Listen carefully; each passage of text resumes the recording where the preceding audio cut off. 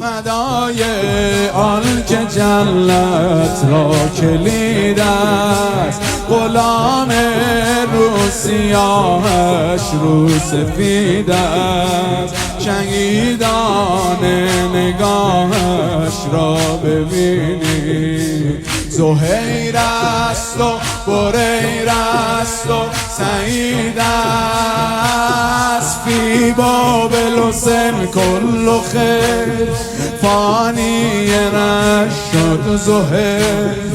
راوی بنویس و بگو از جاه و جلال بریر. الا بریر ابن خزیر کان زاهدا عابدا، رضوان الله علی انصار دین الهدی. اصحاب الحسین كلهم فدا للحسین كلهم، اصحاب الحسین كلهم فدا للحسین كلهم.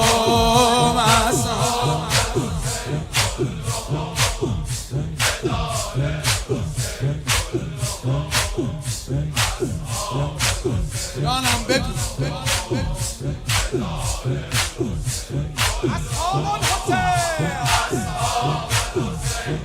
اینم برای این شب اول میخونم. و هر جای عالم، هر کی با هر دینی، با هر اعتقادی، با هر مکتبی در خونه امام حسین هست، جون ما فداش.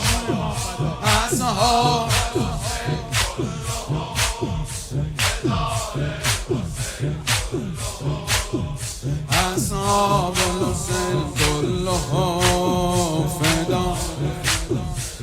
و حق با نور حق در اتحاد است، مسیح فاطمه رمز جهاد است. سرش را مادرش پس داد و فرمود که عاشق پس نگیرد هرچه داده است.